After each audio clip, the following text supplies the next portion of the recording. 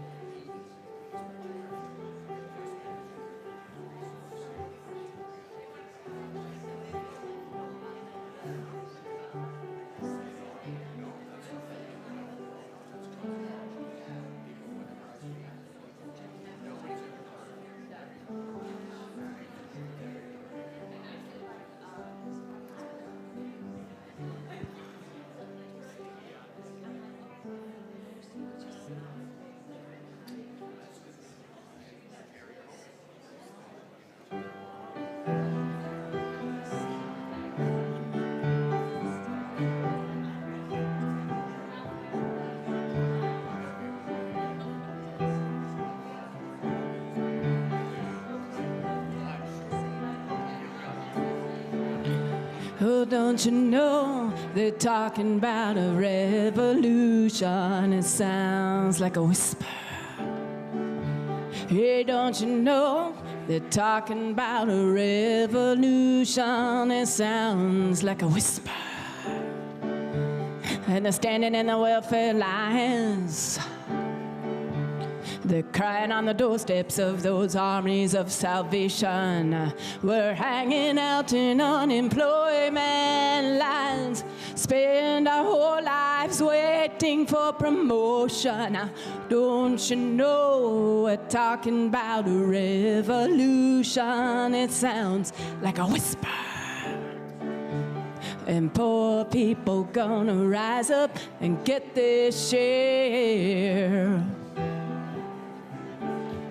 Yeah, the poor people gonna rise up and get what's theirs.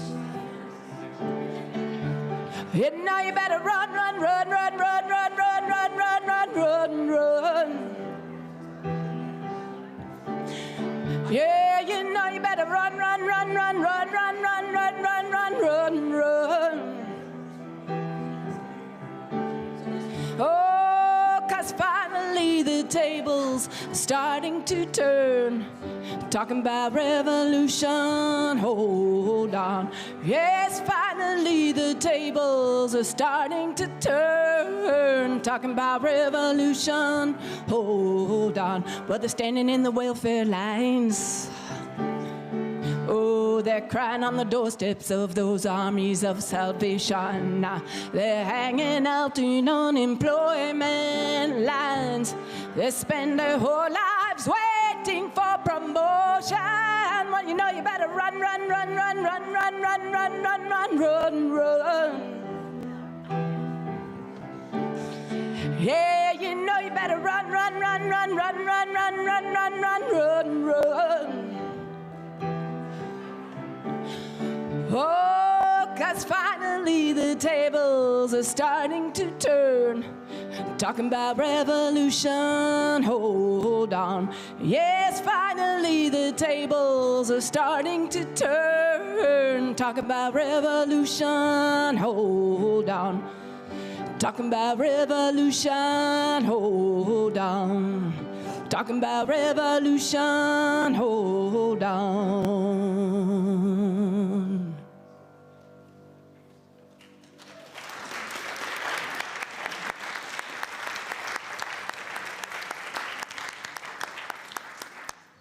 Such a good song, such a good song.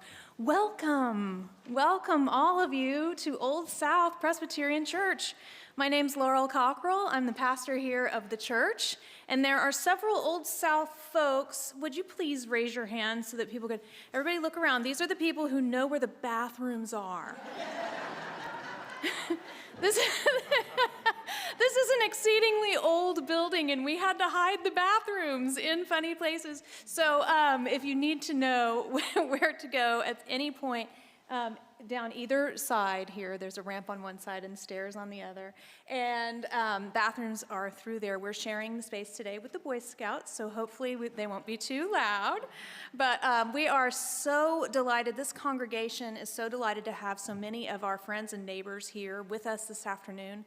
This building was given to us as a mighty and great inheritance. It was built as a meeting house.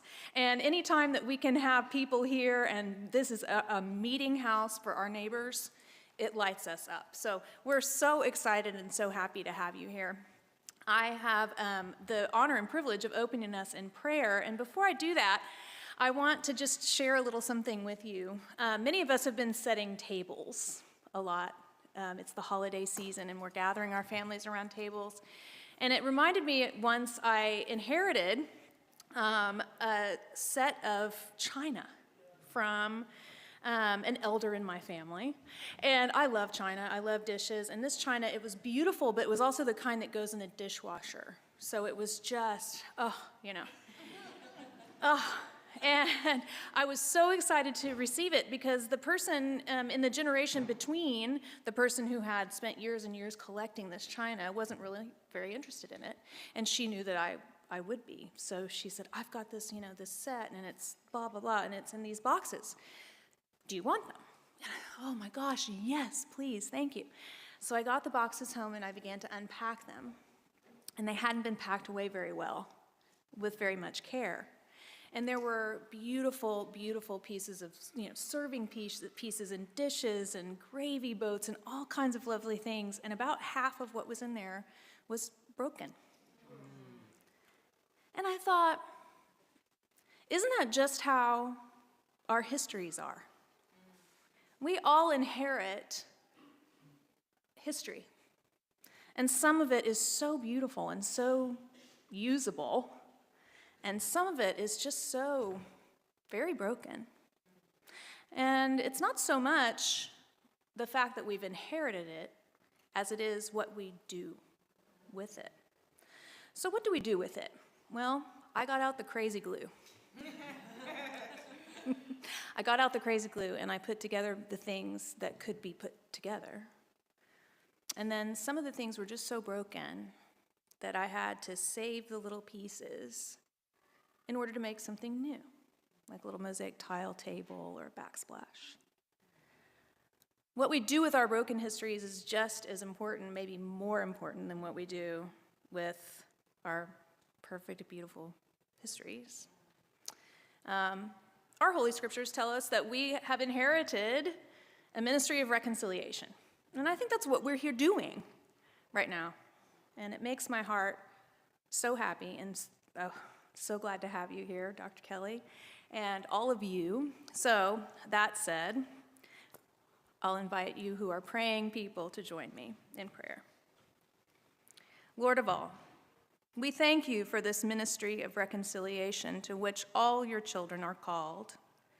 And especially today, we are grateful to the gifted scholars you are equipping every day to teach us how to be transformed by the powerful story they tell. It's in your spirit we pray. Amen.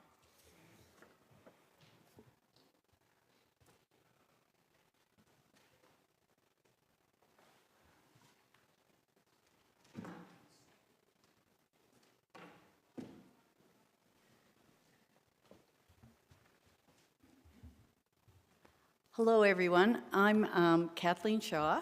I am on the Newburyport Human Rights Commission. I'm a founding member of over 20 years. And just wanted to share a little bit about the Human Rights Commission and our connection to International Human Rights Day, as well as William Lloyd Garrison. We honor William Lloyd Garrison and his commitment to promote abolition and suffrage.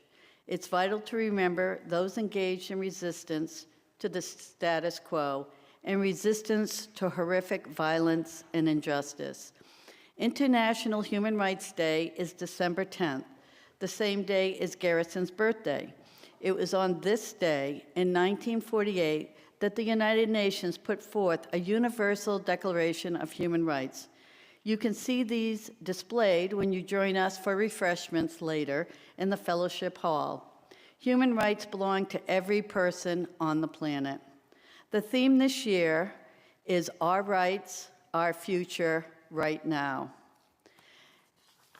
So part of my connection to William Lloyd Garrison is we do a Peace Prize every spring where we honor students, 2 students from each of the schools in Newburyport, as well as 2 community adult members.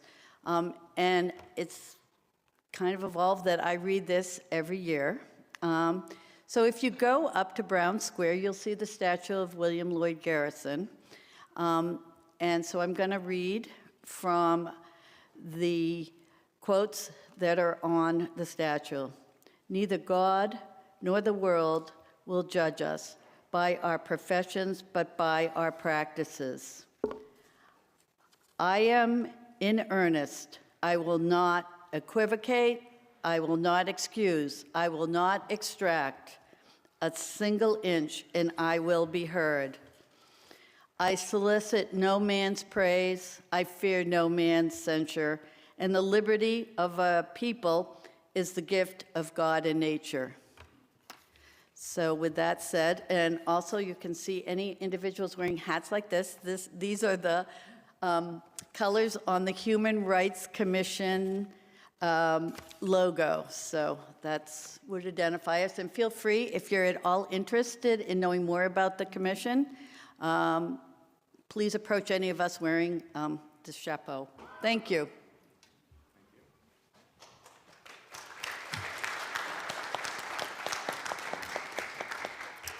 Thank you, Kathleen, and Pastor Laurel for welcoming us to this sanctuary. Our work is before us. It is to disseminate light, to change public opinion, to plead every man with his neighbor, to insist upon justice, to demand equal rights. Thus, in March of 1858, did William Lloyd Garrison denounce the United States Supreme Court's despicable, dehumanizing ruling in the case of Dred Scott, an enslaved man who sued under the laws of this land, the man who claimed to own him, also under the laws of this land. So good afternoon, my name is Bill Quigley, and as a member of the Friends of William Lloyd Garrison, who sponsored this lecture series, I am honored to introduce tonight's speaker.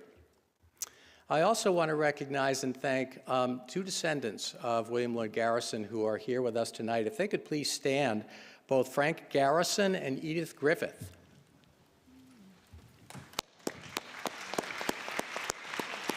Thank you for being here. I quote Garrison to begin because he reminds us across the ages that this work is now before us. It is to disseminate light. Tonight's speaker is working to do just that. Now, I can stand here and tell you about her credentials. They're impressive. The position she holds at a leading American institution of higher education, the books she has written, the notable journals, magazines, and newspapers that publish her essays, the prizes she has won, but you can read all of that for yourselves in the program. I'd like to comment instead on the significance of her work.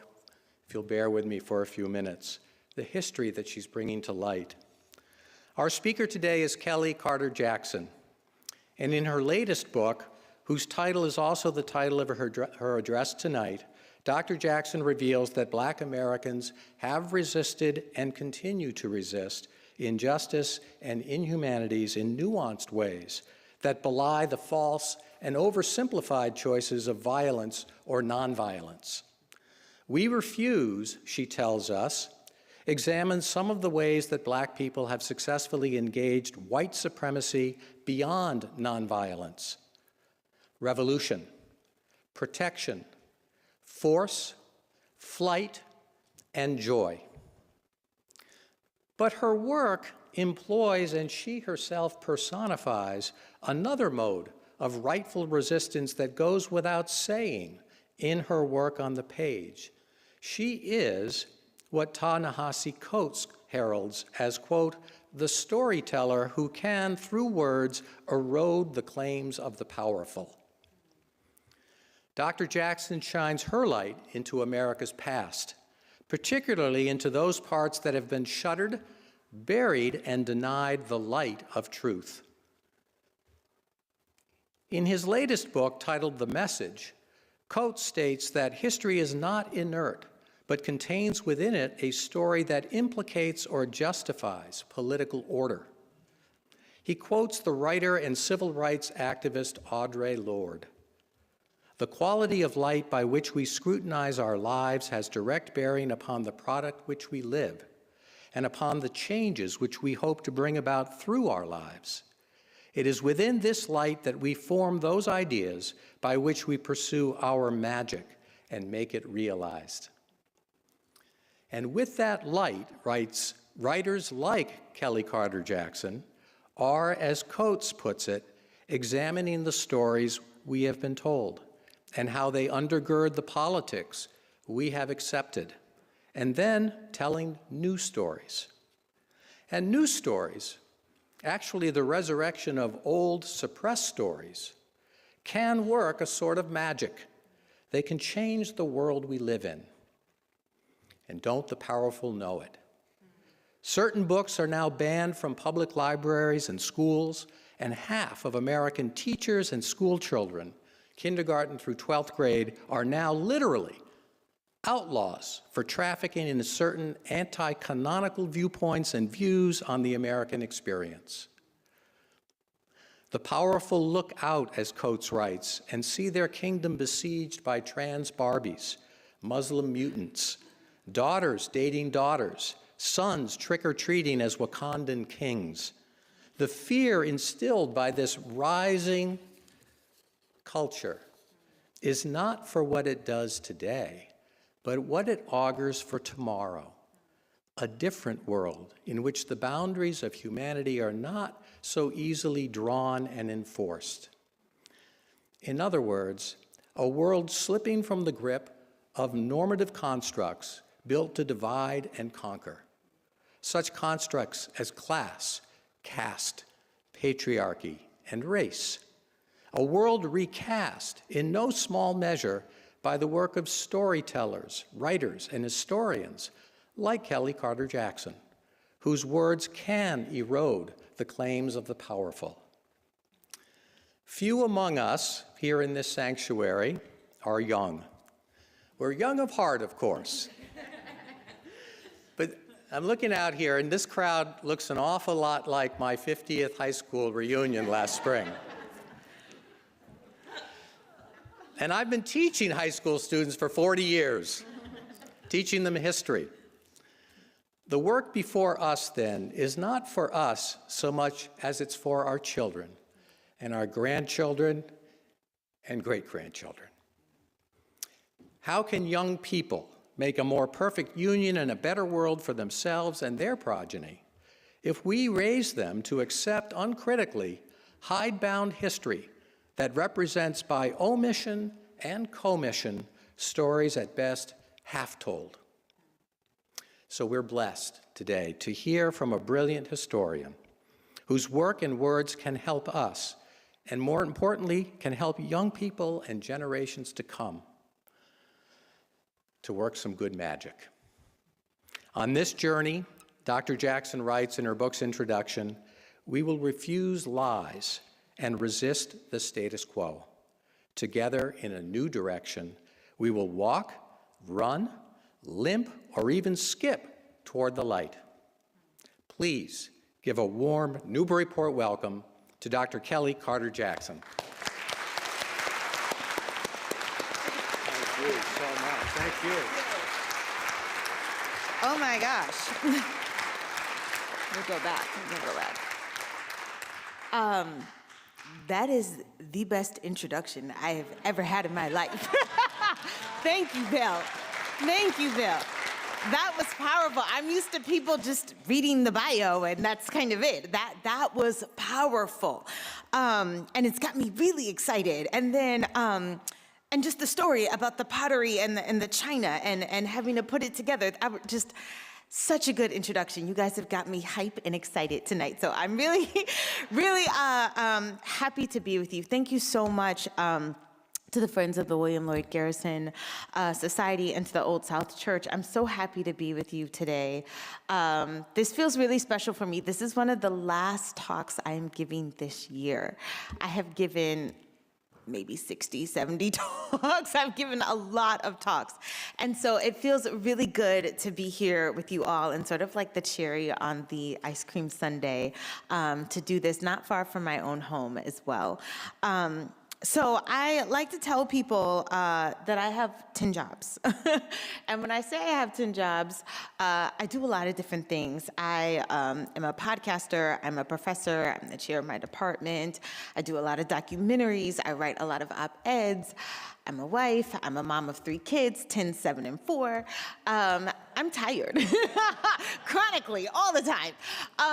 But I really do see myself as a storyteller. I didn't sort of set out to sort of have this like public persona, but I'm really really grateful for the different opportunities that have opened up for me to share history in lots of different ways via through the written word or through sound, through audible, or through visuals, through documentaries and things of that nature. And so I'm always excited to talk about that work today. But what I really want to do is tell stories. And I want to start by telling some family stories and then tell some stories from the book as well for those who have not read or for those who have read but haven't seen sort of the visuals attached with it. So when my great-grandmother, Ernesta, was about 9 years old, she stepped on a rusty nail. And not long after, infection began to set in. She likely contracted tetanus, a serious bacterial infection that can lead to painful muscle spasms and lead to death if untreated. Her mother, Mary Bullard, was frantic. Ernesta was her only child, and she was going to lose her if she did not act fast. Mary sent Ernesta to the only doctor she knew, a white man who lived in a big house on the other side of town. The white doctor offered to help, but in exchange, Ernesta would have to live with him for the rest of her life, working for his family. Growing up Black and a girl in 1915 left her vulnerable. In rural Alabama, during one of the worst periods of race relations in America, these were the detestable but predictable terms of engagement. Mary, panic-stricken and not wanting to lose her daughter to death, agreed. Thankfully, Ernesta's grandmother, a former slave, and I just want to pause right here because in the book, and while I was researching, I could not figure out my great-great-great-grandmother's name, and I found out 3 days ago that it was Martha. And I was like, what, Martha? And I found out that Martha's only child was Mary, and Mary's only child was Ernesta, and Ernesta's only child was my grandfather, Edward, and Edward's only child was my mother, Norvella, and then Norvella broke the mold and had 7 children, and I'm number and I'm number 6 of those 7 children. So it's just wild. But I had to pause and say that because I'm so excited to know her name now. So thankfully, Ernesta's grandmother, a formerly slave, Martha, intervened and refused the doctor's proposal. She picked up her ailing granddaughter and took her home, and there she administered every natural remedy at her disposal. Ernesta survived, but for the rest of her life, she walked with a limp. Whatever space she entered, whatever path she took, she was marked by a violent racial imprint. My mother told me this story as a child to explain my great-grandmother's limp, and it was not until I was an adult that I realized that the rusty nail was not the root of her trauma. This story has always gripped me for a couple of reasons. First, Ernesta was a child, her mother's only child. How could a doctor refuse a dying child medical care when it was in his ability to heal her? He had abandoned his oath, first, do no harm. Second, nearly 50 years out from slavery, white folks still felt entitled to Black labor and life in perpetuity. Clearly, everything was transactional to this white doctor. Built into the deal he offered was a lifetime of servitude and likely physical and sexual abuse. White supremacy in America can be summed up by these 2 diabolical options: live a life in bondage, or refuse and limp. To be Black in America is to live life with a limp. My great-grandmother's outcome had nothing to do with biology and everything to do with power. The power of the white doctor to neglect and attempt to exploit a little Black girl who came to him for help. In many ways, We Refuse, this book is not about the white doctor. In many ways, We Refuse is about my great-great-great-grandmother's response, her refusal. It is about her rescue to save my great-grandmother, my grandmother, my mother, myself, and even my daughters. Her refusal was not just no, but never. Refusal is a forceful no. It is a no that is packed full of energy and meaning. We refuse is similar to Black colloquialisms such as nah, or nope, or not today, Satan, or my personal favorite, oh, hell no. I know we're in a church, so sorry about that. This undefining how humanity should be understood and treated with dignity and respect and decency. Non-verbally, refusal is a halting hand or a pointed finger waving from side to side or a powerful raised fist. It is a barrier that prevents oppressed people from being consumed. And while refusal can be enacted by an individual, refusal is often collective, which is why the sentiment behind the phrase, "we refuse," persists among subjugated people and is a key refrain in Black feminist politics as well as Native politics. Black women have refused to be invisible or small. And my entire book consists of examples of Black people refusing lies, violence, theft, mockery, or second-class citizenship. It shows how our refusal denies whiteness and white supremacy its power and unearned authority. Last summer, I took a trip to Ghana for the first time, and I traveled to the Gold Coast of Elmina to visit one of the largest slave dungeons built by the Portuguese. And on a wall just adjacent to a cell in which they kept rebellious Africans who they left to die a slow death is a plaque. And on it reads, "We are the children of those who refuse to die. We are the children of those who refuse to die." Since the 16th century, Black history has become a history of refusal. And from the moment the slave ships left the coast of Africa for the New World, Black people refused to die. And some even forfeited their lives because they refused to live in the conditions created by their white captors. In the 17th century, Queen Ana Njinga of Indogo refused the terms and broken treaties of the Portuguese, and she fought for decades against the enslavement of her people. In the 18th century, people like Elizabeth Freeman, who upon hearing the Declaration of Independence read out loud, refused to be denied her right to life and liberty and the pursuit of happiness. As an enslaved person living in Massachusetts, she took to the courts and sued for her freedom and won.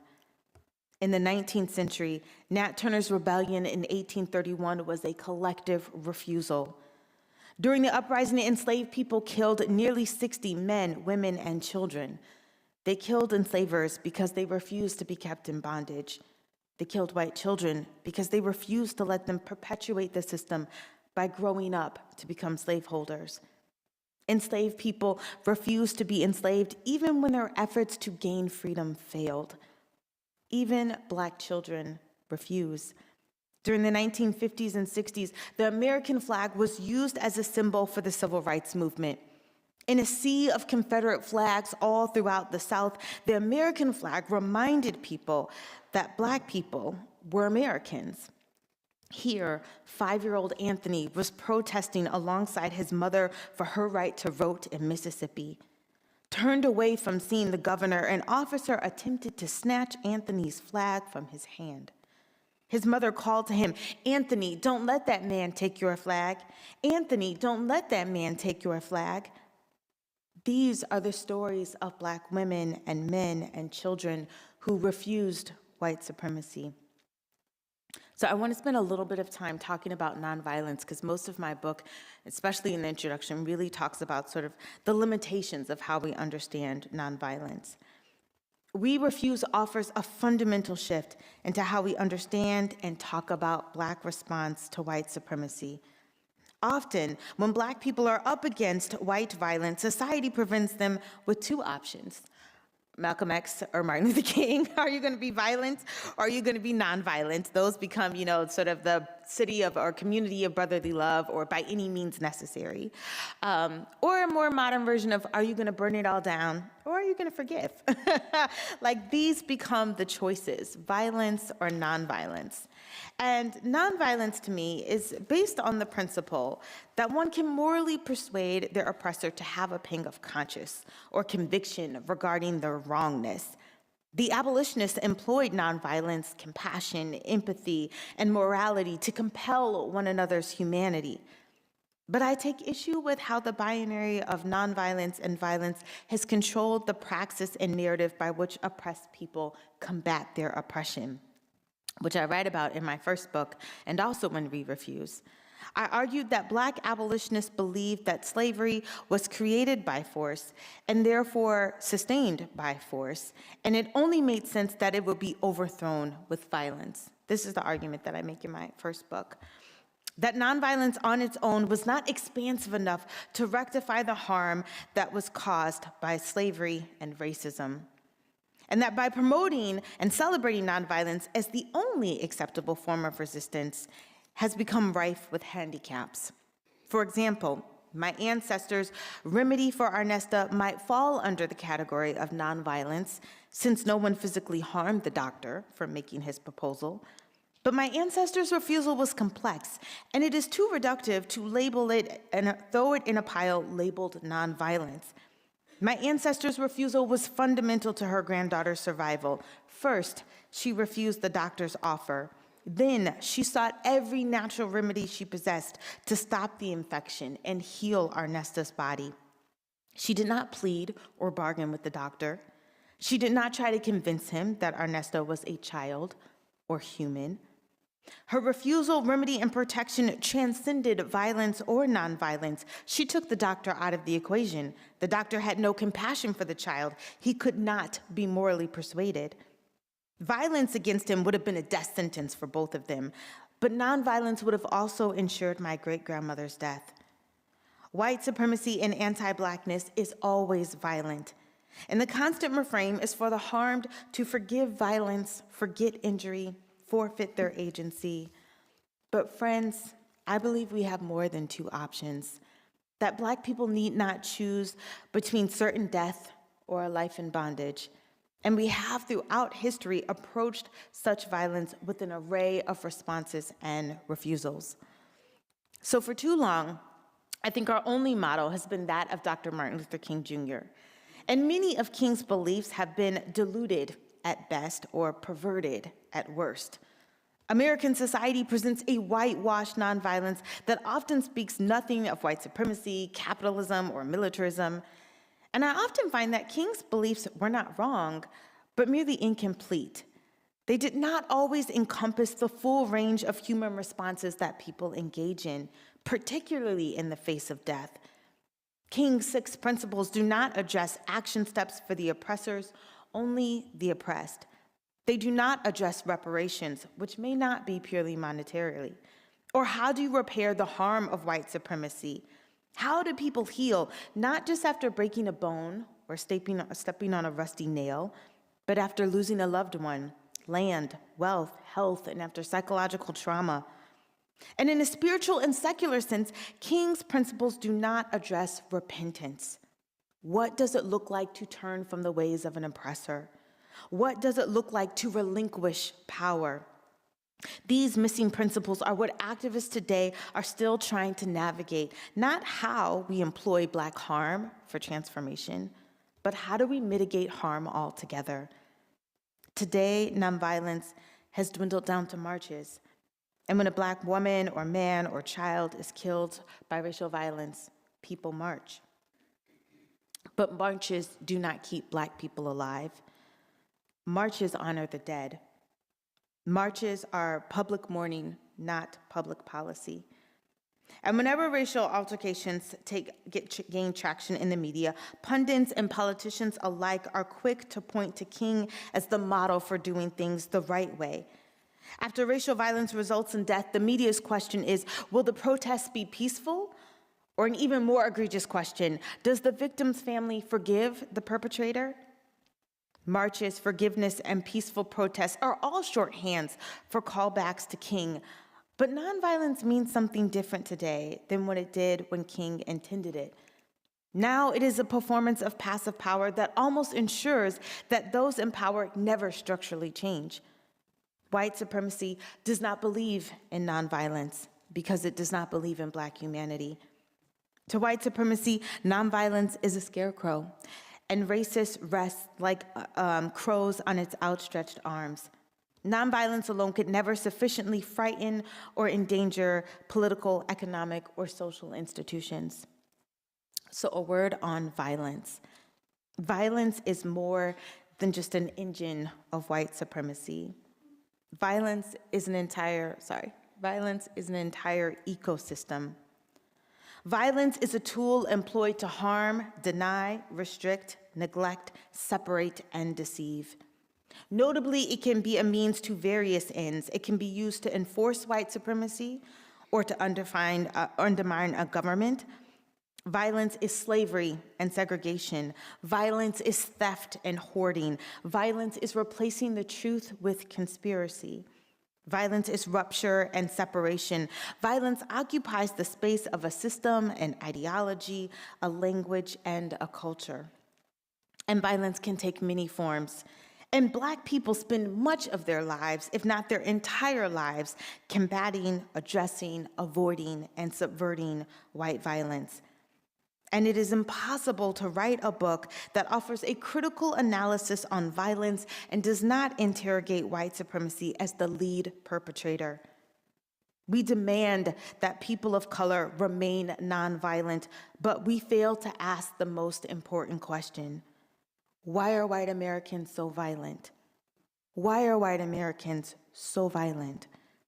Whiteness is not compelled by suffering, but consumed with inflicting it.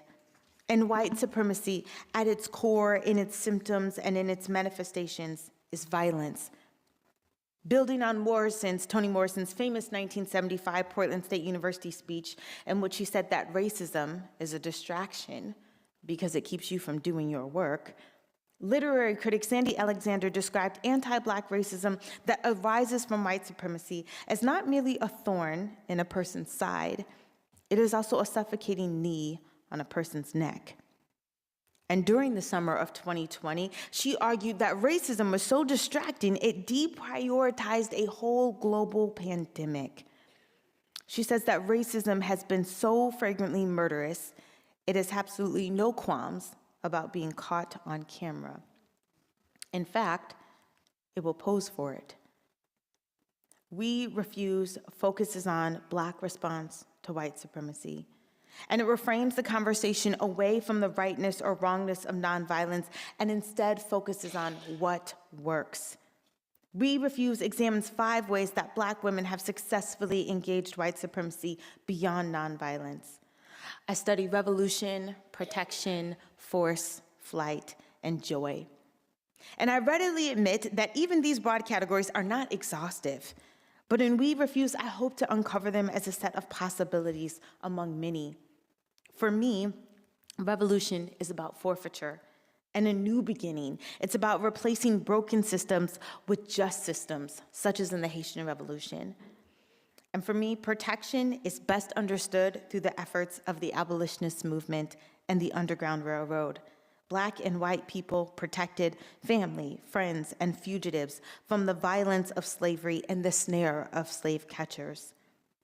Force looks at how Black people employed their Second Amendment rights to protect themselves from the violence of the Ku Klux Klan. And flight looks at Black people who left, maybe temporarily or maybe forever, but always in search of belonging. And lastly, I study the potency of joy. I contend that the opposite of violence is not nonviolence. In America, the opposite of violence is the fullness of Black humanity bound together with joy. And I chose these categories because throughout my life, I have researched or witnessed or experienced the utility of them all. Their impacts can blend into one another. Sometimes revolutions involve force. Sometimes flight is motivated by protection. Sometimes flight and force are joyful. Many will remember the viral footage of the brawl that took place in Montgomery, Alabama, at a riverfront park in August of 2023. A dock that was historically used as a place to import African slaves to the Deep South.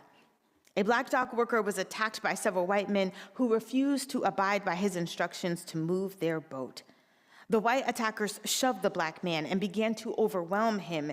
In minutes, dozens of nearby Black men and women joined the fight to help the dock worker by jumping on white assailants and landing blows in return, including one teenager who jumped from a boat and swam to the dock to defend him, and another Black man who swung a folding chair at white attackers to fend them off from harming more people.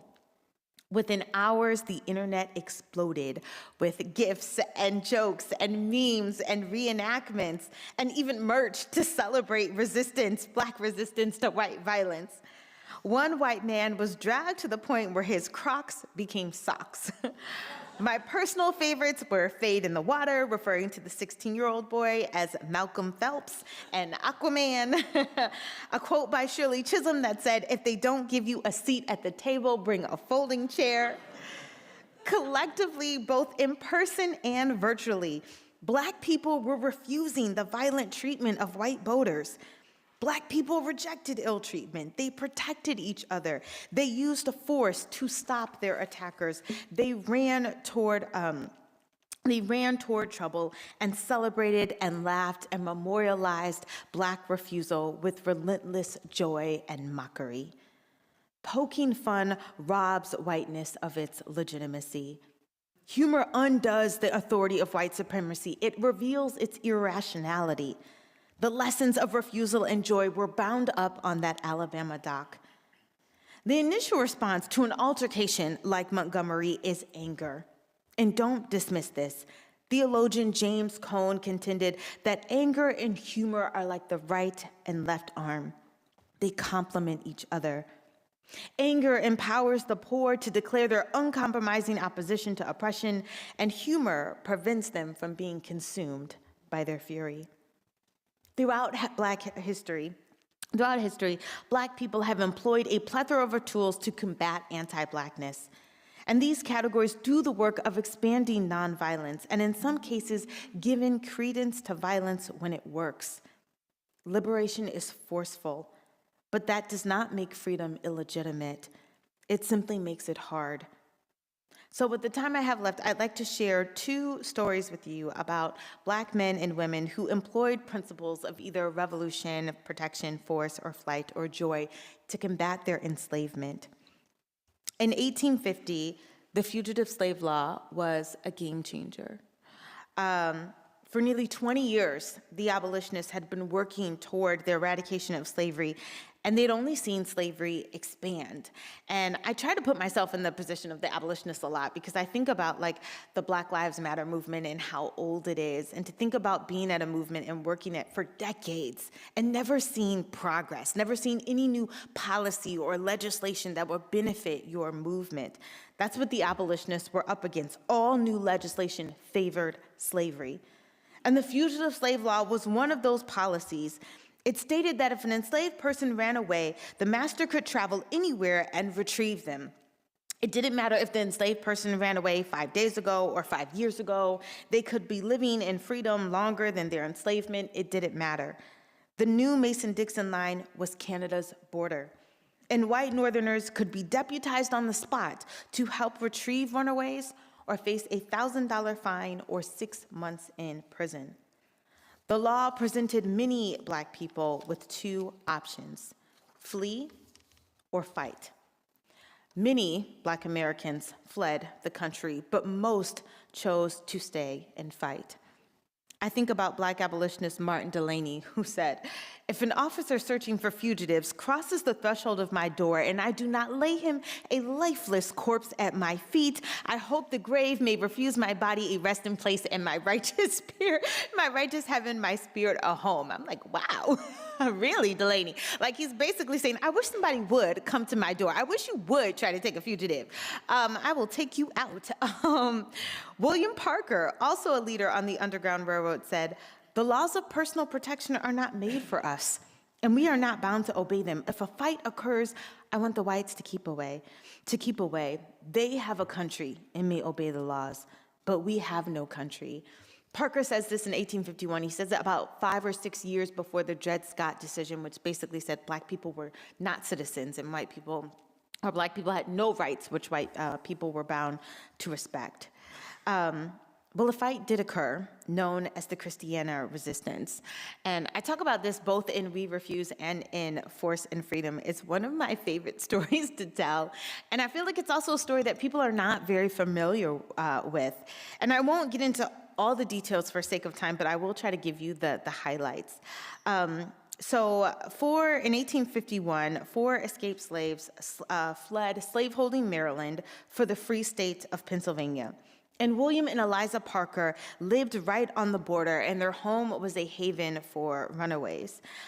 So fugitives would come to them all the time, and they created their own Black Lancaster Protection Society and pledged to protect fugitive slaves even at the risk of their own lives. So the Parkers, but also other Black people living in the community, other white abolitionists, other Quakers, were all in agreement with them.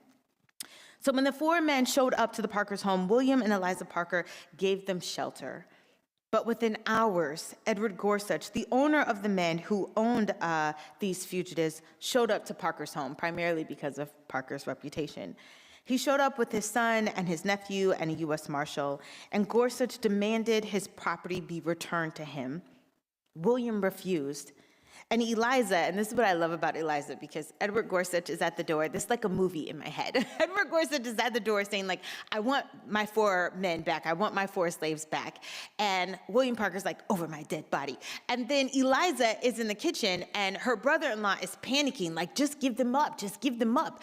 Eliza picks up a corn cutter and says, I will chop off the head of the first person who tries to give them up.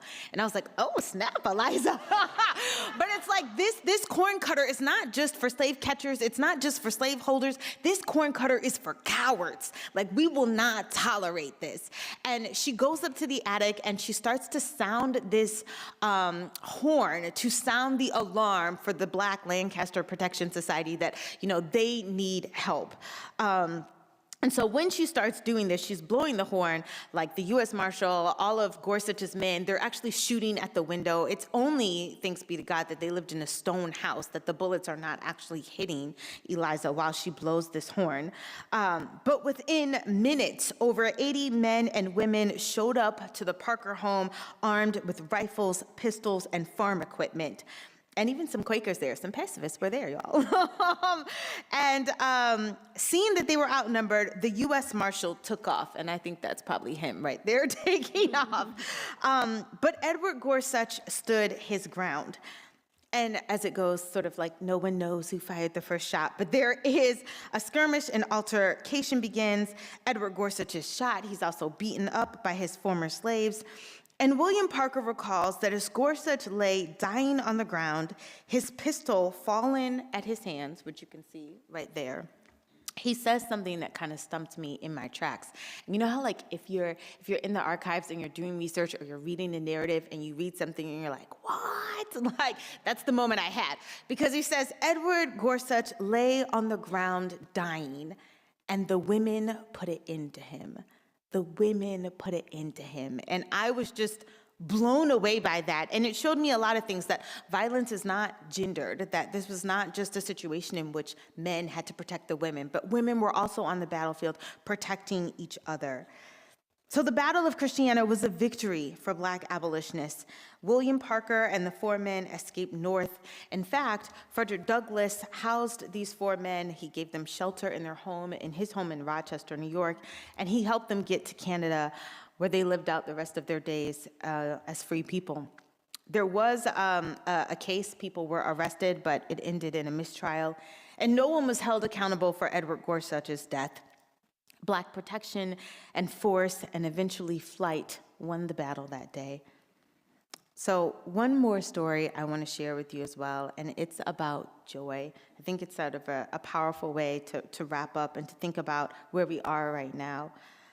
Refusal for me is also a key component to joy.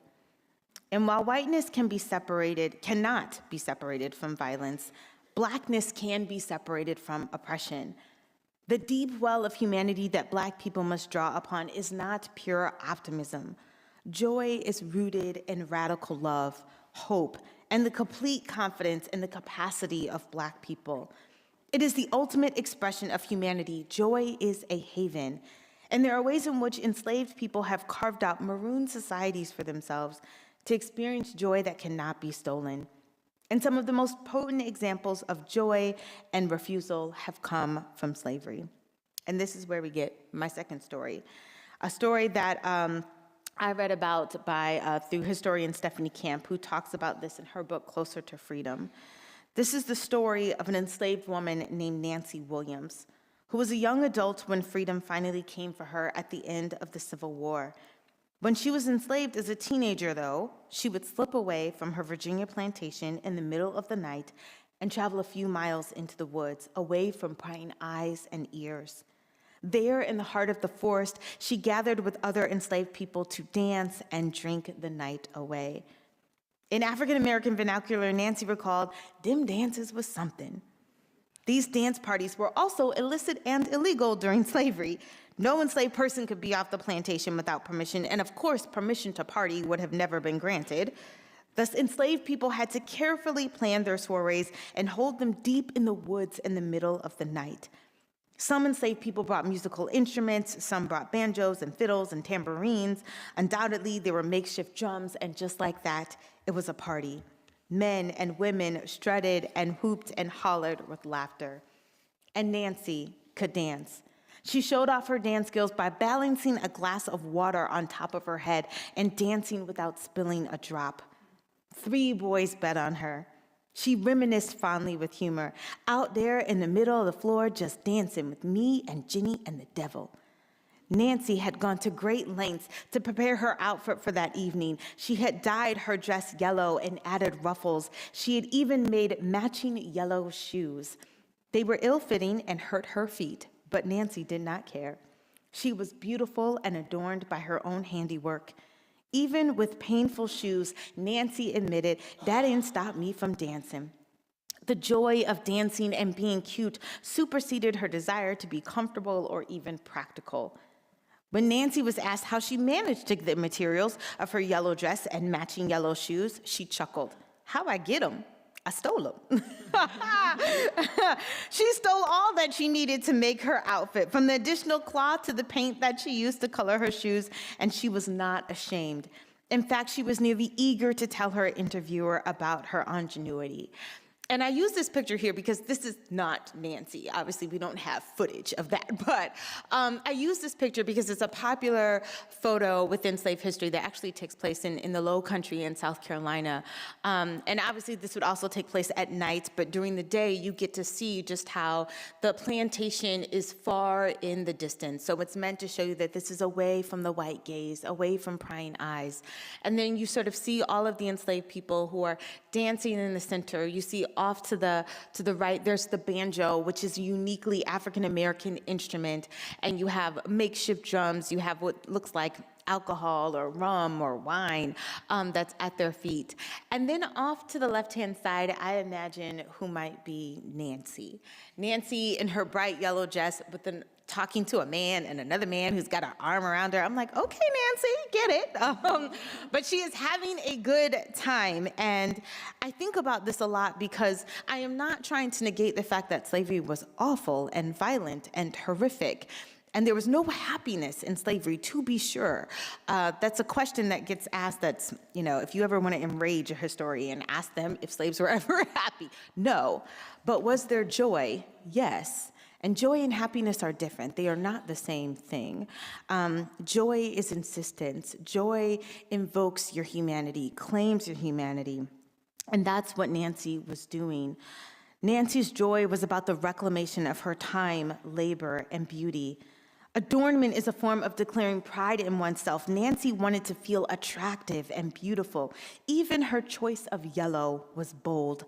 She wanted to be seen, to be the center of attention, to be the sun personified. Yellow is joy and light. She moved as far away as possible from the muted brown rags of slavery.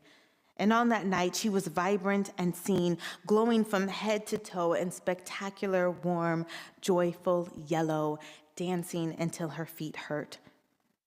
There is much to love about this story.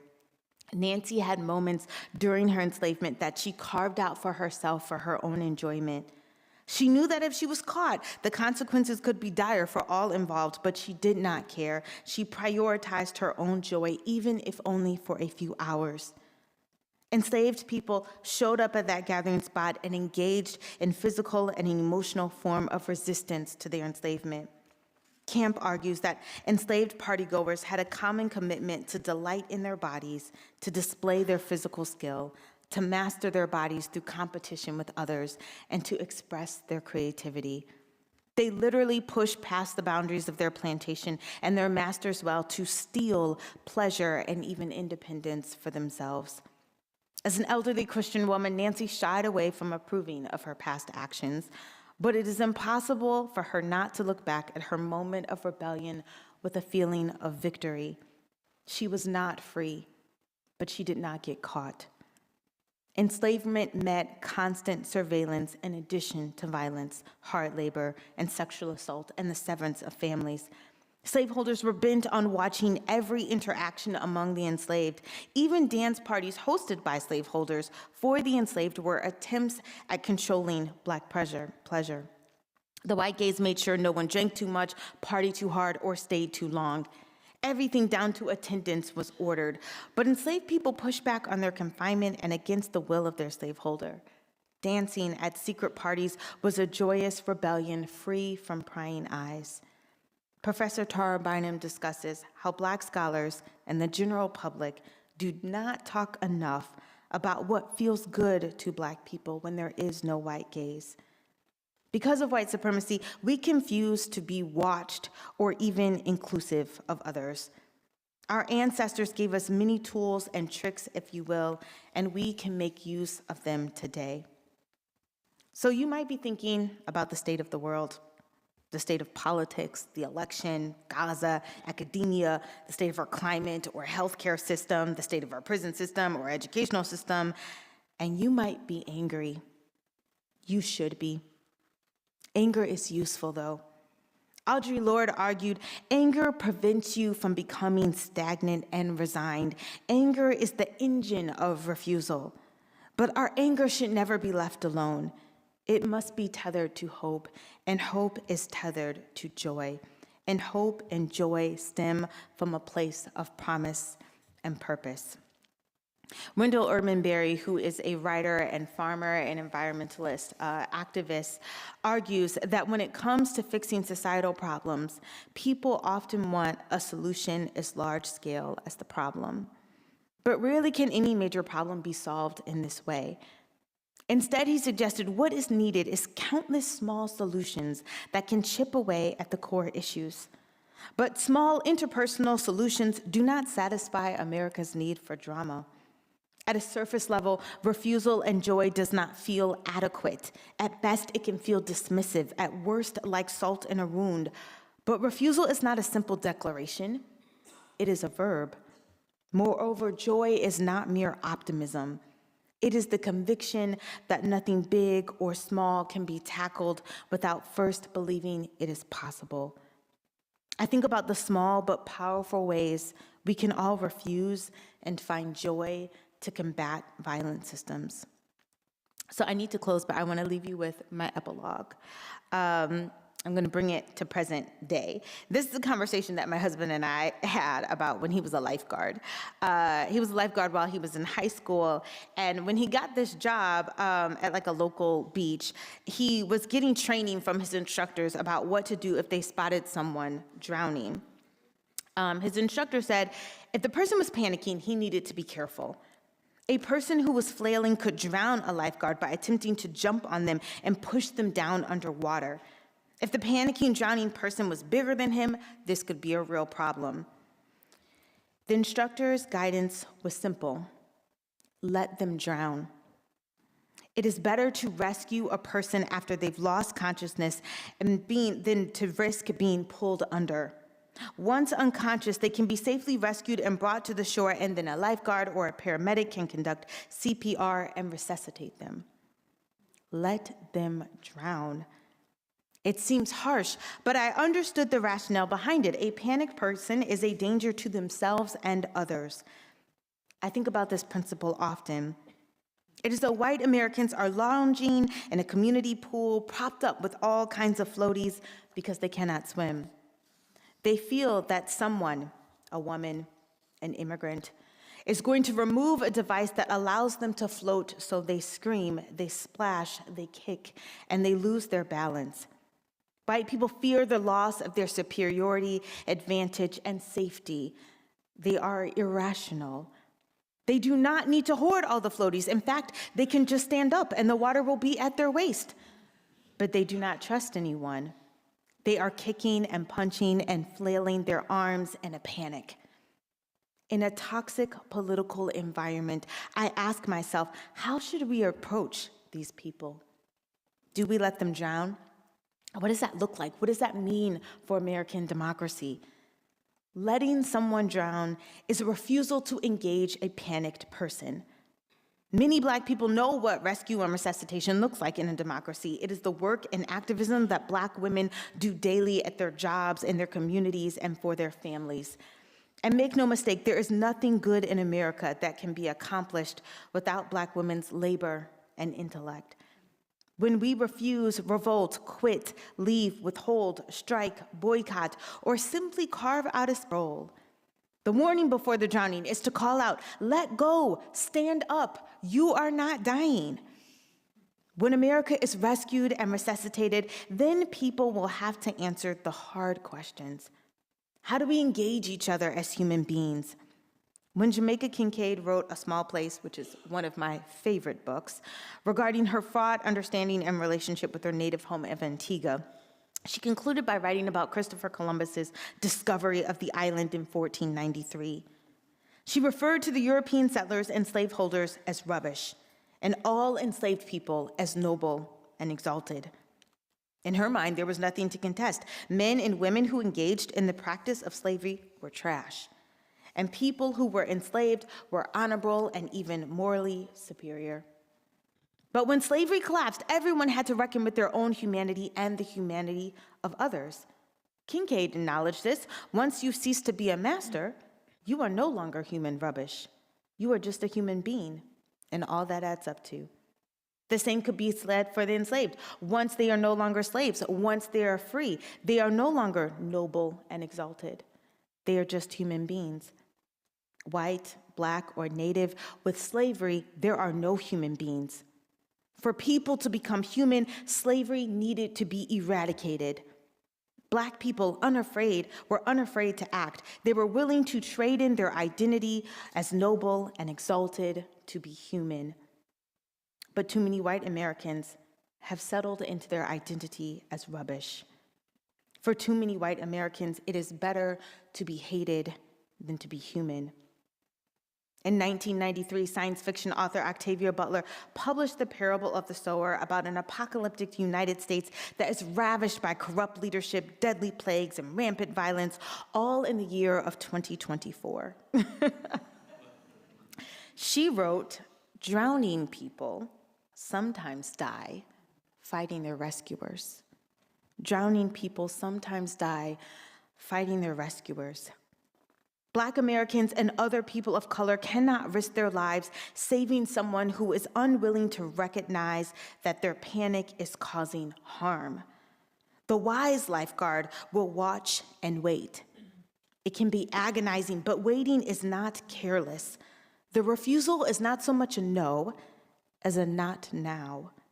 When the hysterical swimmer grows tired and weary and weak and is just on the brink of unconsciousness, then and only then the lifeguard will rescue them from the water. In the chaotic world that Americans live in, Black people can pull in the heavy unconscious bodies of extremism and hope that their revival from a near-death experience will be transformative. Or we can let whiteness drown in the violence of its own making. But when we refuse, it is in our power to determine how we can best preserve our lives and the lives of others." So finally, I return to my great-great-great-grandmother's refusal. Her refusal to pick from the metaphorical fork in the road. She stomped out a new trail for Arnesta. She rejected dehumanization. And yes, Arnesta limped, but her limp was not the totality of her life. She lived, she loved, she laughed. That's my grandfather and her in the kitchen. She poured into the lives of others and into the life of my mother. This is my mother when she was 3 years old with her grandmother. I believe Toni Morrison gave us all clear instructions. And this is a quote that's been going around a lot, but I think it's a perfect way to conclude this talk. She says, "There is no time for despair, no place for self-pity, no need for silence, no need for fear. We speak, we write, we do language. That is how civilizations heal. Throughout history, we, like my ancestor, have chosen life with a limp over the social death of white supremacy. If I could add to Morrison's brilliant words, I would say we also revolt, we protect, we fight, we leave, we sing, we laugh, we liberate, we refuse. Thank you.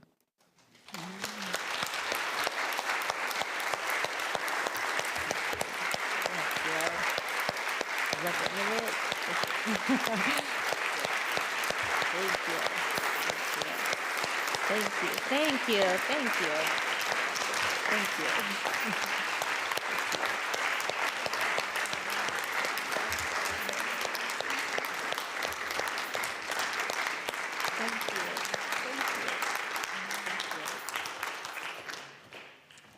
Wow. Well, my great-great-great-grandmother was a slave also. Her name was Lulu Holloman. And through her, I have a legacy that I've inherited, but it's not just my legacy. It is the broken legacy of this country. And as was mentioned earlier, the question is, what are we to do with it? And in the words of John Lewis, I say we get in good trouble, necessary trouble, and help redeem the soul of America.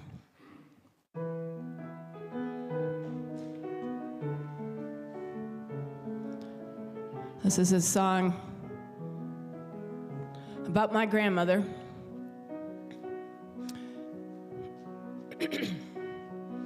I say to you, my daughters, you're lucky to be born into a family of people so strong. I say to you, my daughters, you're more lucky than you know. The legacy will follow you wherever you go.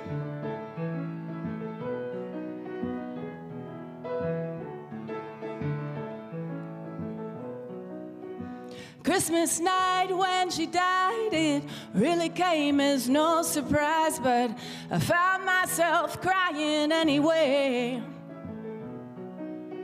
The final days I held her hand as she gazed off toward that promised land. She tried so hard not to slip away, 'cause she loved life. She loved life with joy. She loved life anyway. She was the abandoned daughter of a schoolgirl and a gambler. She was born light-skinned in a dark southern town. Her grandmother raised her until her mama come to take her up to Cleveland, and a new life she'd found. She was a white-looking black girl, a white-looking black girl, a white-looking black girl looking round. And she went to the Episcopal church, 'cause that's where all high yellow went, and they said she couldn't play with the dark kids, 'cause she was light, she could pass for white, and they hoped and prayed that she just might, but she refused to fake it. She said the segregation of the segregated, the darker your skin, the more you're hated. A white-looking black girl was standing naked. And I say to you, my daughters, you're lucky to be born into a family of people so strong. I said to you, my daughters, you're more lucky than you know. The legacy will follow you wherever you go.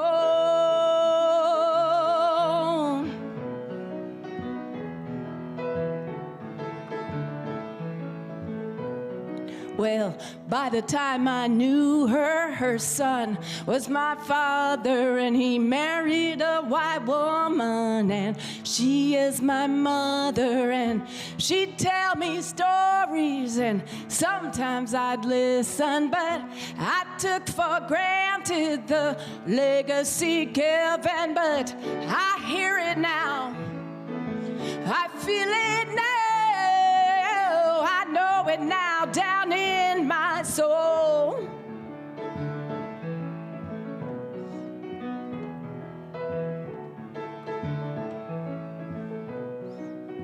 And I know she's smiling.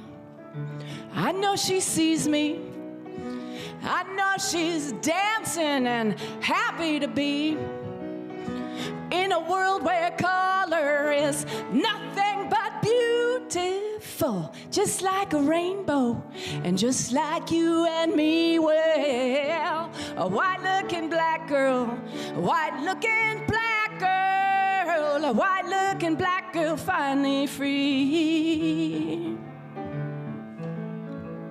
So I say to you, my daughters, you're lucky to be born into a family of people so strong. I say to you, my daughters, you're more lucky than you know.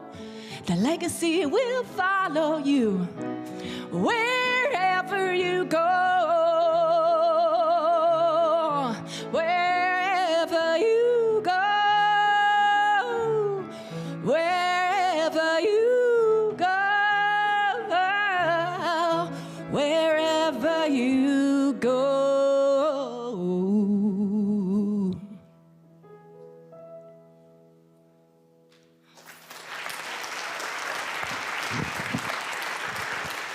I hope that you will help me with this next song. And I need some clapping. All right? So it's gonna go like this. I can't clap with one hand because I gotta hold the microphone with the other. So here we go. Come on, you guys, clap. One, clap, clap. Ain't gonna let nobody turn me round, turn me round, turn me round. Ain't gonna let nobody turn me round. I'm gonna keep on walking, keep on talking, marching up to freedom land. Ain't gonna let no hatred turn me round. Come on, turn me round, turn me round. Ain't gonna let no hatred turn me round. I'm gonna keep on walking, keep on talking, marching on the freedom land. Ain't gonna let no jailhouse turn me round, turn me round, turn me round. Ain't gonna let no jailhouse turn me round. I'm gonna keep on walking, keep on talking, marching on the freedom land. Ain't gonna let no tear gas turn me round, turn me round, turn me round. Ain't gonna let no tear gas turn me round. I'm gonna keep on walking, keep on talking, marching on the freedom land. Everybody gonna let nobody turn me round, turn me round, turn me round. Ain't gonna let nobody turn me round. Gonna keep on marching, keep on walking, marching on to freedom land. Thank you.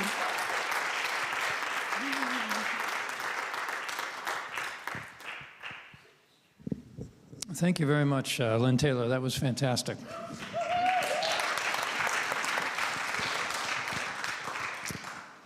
Thank you all for coming today. My name is Richard Lodge. I'm going to just playing off of Bill Quigley's introduction about all of you being at his 50th high school reunion or something.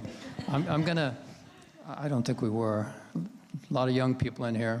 I'm just going to do a Phil Donahue thing and take some questions from all of you. And anyone with a question for our speaker, I can run down with a microphone and you put it right up to your mouth and ask it. Great. Right over here.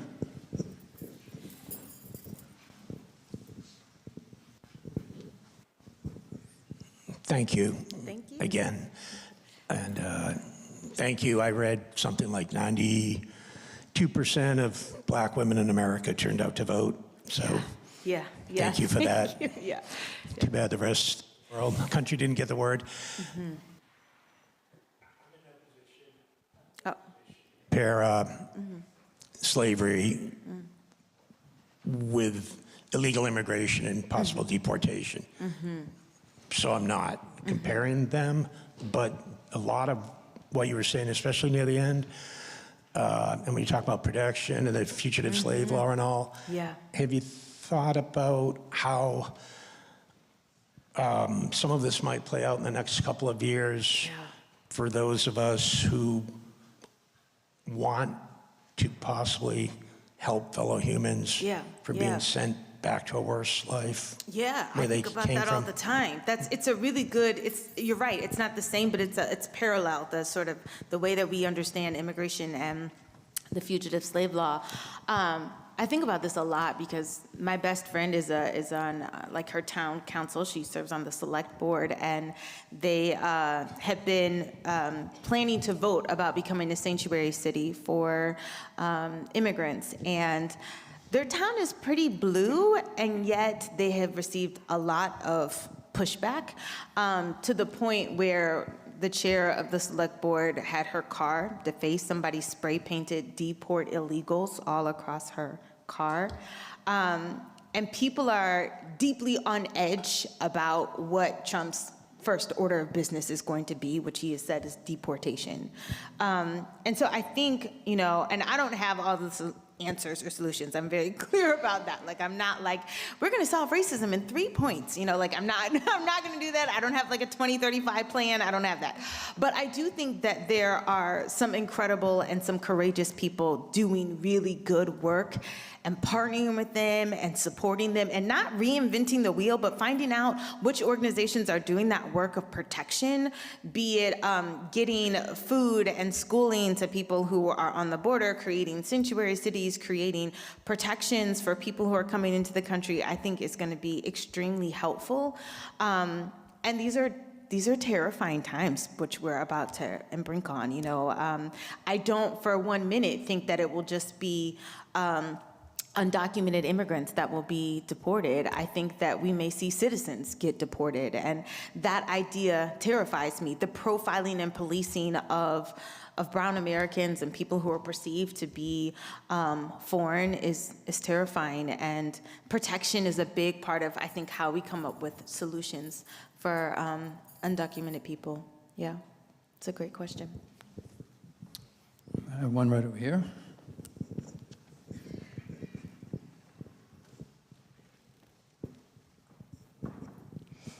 Hi. Hi.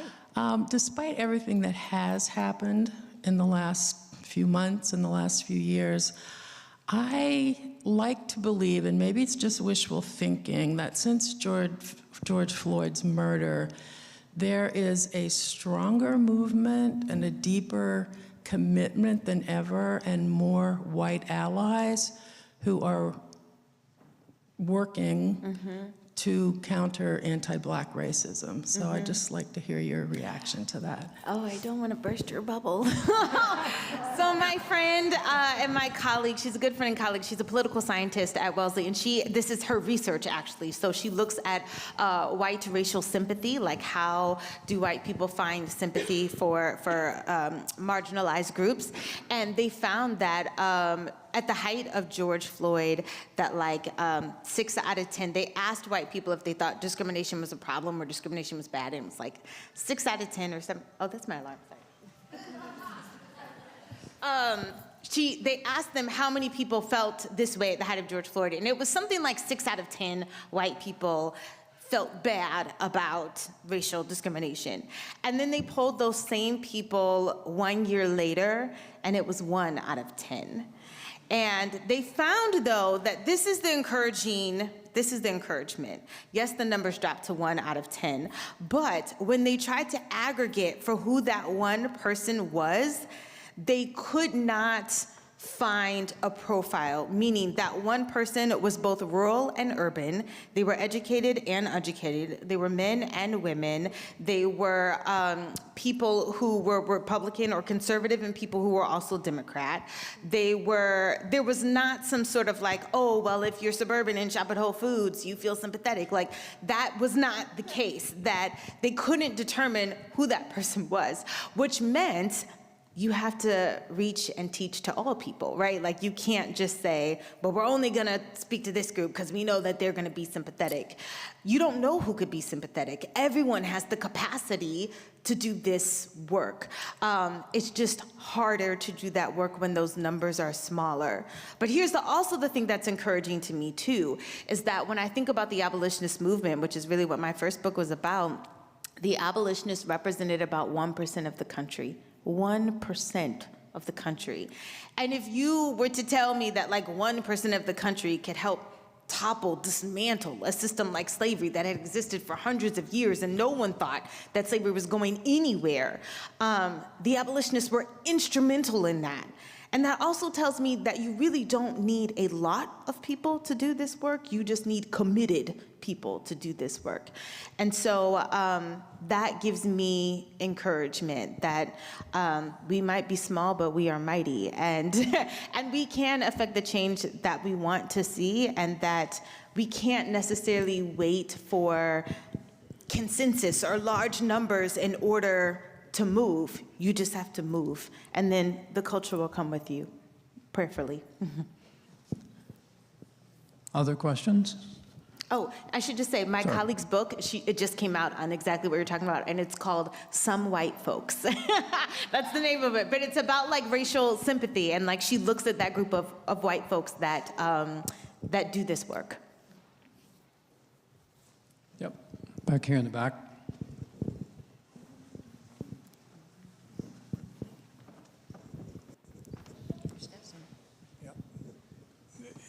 Yeah, I definitely enjoyed your lecture. It's obviously very nuanced when you talk about the different types of refusal.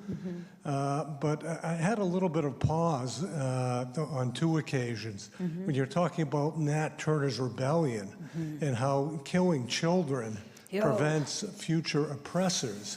I mean, it almost sounds like that was, justifiable. And also the Kincaid quote, where the oppressors are completely evil, the victims are completely virtuous. Again, I think that's too stark a bifurcation. Things are more complicated. Yeah. No, I think I'll take it in two parts. One, for Nat Turner, I think the linchpin that people sort of get hung up on, and understandably so, is that the slave rebellion killed men, women, and children. They killed everyone that was involved with the plantation, everyone. And I'm gonna be honest, I don't think I could be involved. And I'm in all seriousness, like that is a hard pill to swallow. On the other hand, if you're looking from the perspective of enslaved people, their children are killed all the time. There are men and women and children who are killed daily. 1 out of 3 families are separated by the auction block. The violence of slavery is incalculable. And so while it's not meant to be a support of this action, it's meant to understand just how horrific this system was, that they felt that even children, white children, couldn't survive to the point where they wouldn't replicate the system again. I can't make sense of that, but at the same time, I want to be able to say, if I were in that situation, or if this is what I was up against, or if these were the circumstances, I don't really know how I would act. But the other thing about this, and my colleague also writes a really good book about this, about Nat Turner's rebellion, she says that these relationships were not distant, they were close. The people that they were murdering were sometimes related to them, that they were cousins, that they were people that they had known all their lives, that had abused them all of their lives. And so this wasn't like a rampant violence in which you're killing without sort of names and faces. These were your kin. These were people that you knew, and these were also your oppressors. These were your rapists. These were your torturers. And sometimes it helps, I think, to color it in that way. And then when I think of, I'm trying to remember the second part of your question where it was about like, Jamaica Kincaid. Oh, Jamaican Kincaid. Jamaica Kincaid. Well, she packs a punch. When I first read her book, if you ever read A Small Place, it's a small book. It's like a really long essay. It is angry and snarky and thoughtful and nuanced. And what she's trying to get people to understand is that slavery harms all of us. It doesn't just harm black people, it harms white people, it robs all of us of our humanity. So nobody's a human in slavery. Black people aren't human and certainly aren't treated as such, but white people aren't human either because human beings aren't supposed to treat each other like that. And so what she's saying is like, we have this idea of elevating the enslaved person because, oh, you're noble and exalted because you're enslaved. We feel pity for you, we feel compassion for you. But when you're not a slave anymore, you're just a person. You're just a human being. And the same thing goes for the slaveholder. You're not trash. You're not rubbish. You're just a human being. So if we all have to sort of reconfer our humanity to one another, how are we supposed to engage each other? What is that supposed to mean? And what happens when I think a lot of black people are willing to be like, I don't need to be noble. I don't need to be exalted. I just want to be a human being. But what happens when their white counterparts are like, I'd rather be rubbish. Like, I'd rather be in power. I'd rather keep ownership. I'd rather have this system because it benefits me. It works for me. And yeah, I might have a bad reputation, but I've got all this power. How do you get people to relinquish themselves of that ill-gotten superiority? That's what she's trying to get people to see or do. So it's really not about like, you're trash, you're great. It's really about how do we interact as human beings? You as a human, me as a human. How do we engage each other on the same ground? I don't think we've gotten there yet. We're trying, but I don't think we're there yet. Yes. That's a big part of it. Love, joy, hope, all of the tenets that we sort of value and share, I think, in our religious or faith practices. But even beyond that, I think radical love is no small thing. More questions? All right. So Dr. Carter-Jackson we're going to whisk her back into this back reception room. Great. Where we have a book signing and we have some refreshments for everybody if you'd like to join us. And if you have more questions or want to talk with her there, that would be great. I want to thank you all for coming. We really appreciate the support, and thank you. Thank you so much.